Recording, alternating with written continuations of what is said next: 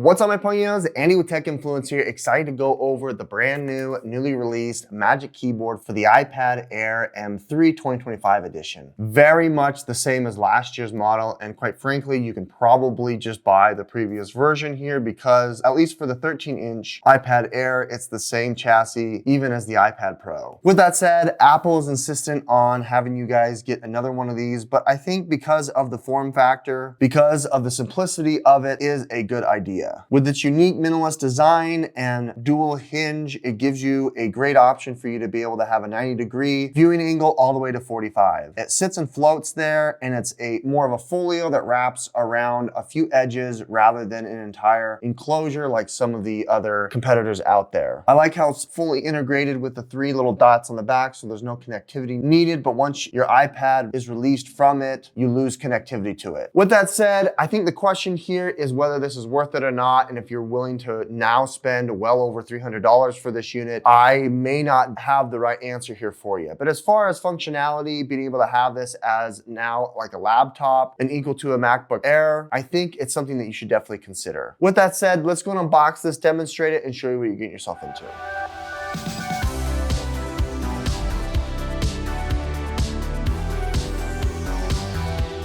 Unboxing is pretty straightforward. As you can see here, peeling it off, it comes with the unit itself and some information, and that's about it. It doesn't even come with a charging cable. You do have a charging cable here on the edge, which is now USB Type-C, which is nice, so that you could charge your device here when it's connected to it. Open it up here in the clamshell style. It's got that really robust hinge. It's already ready for you to attach it to your device. As you can see, it's got this very soft silicone all the way around the edges. It does have a nice polycarbonate core here that is durable. On each side, it is nice and grippy, as well as the main electronic components here at the hinge on the back where you can drive power, and it holds up pretty rigidly your device. On the inside, at the point of magnetic contact, it does have this nice microfiber feeling. It even has it on the lower hinge here, so when it completely connects here at the 90 degrees, you will have complete protection all the way around the edges. It's not spongy, it's nice and durable here, and you do have your independent cutout here for the iPad Air single camera cutout. With that said, attaching it is pretty straightforward. You want to keep it on a flat surface here just like that, and you're going to go ahead and match it with the 3 little dots here on the back of the iPad,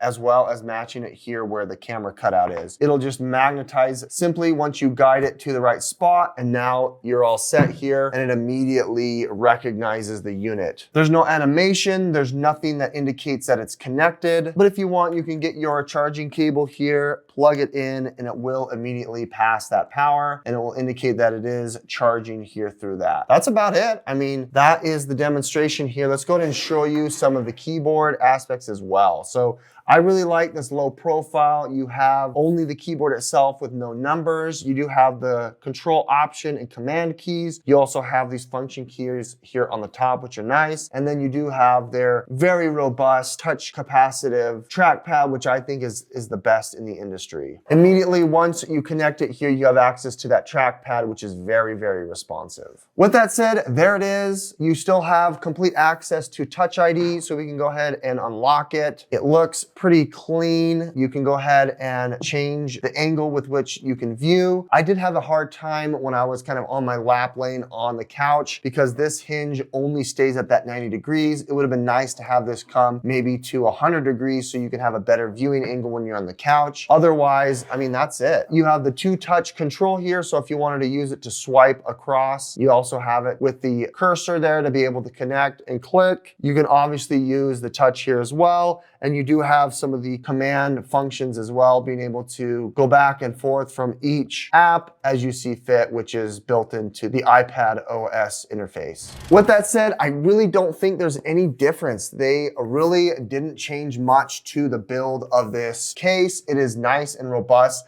The hinge here is much heavier than I am comfortable with, and lugging this guy around is kind of cumbersome. You do have option to be able to still throw on the Apple Pencil Pro and have it charge no problem. Other than that, I don't know if this is, really something that you should consider dropping an extra $300 for, making this iPad well over $1,000 in your expense. With that said, that's just my idea here. That's my thoughts. I do have a full comparison of some of the other magnetic keyboards out there like the ESR or even the Zag that I do a full comprehensive review on.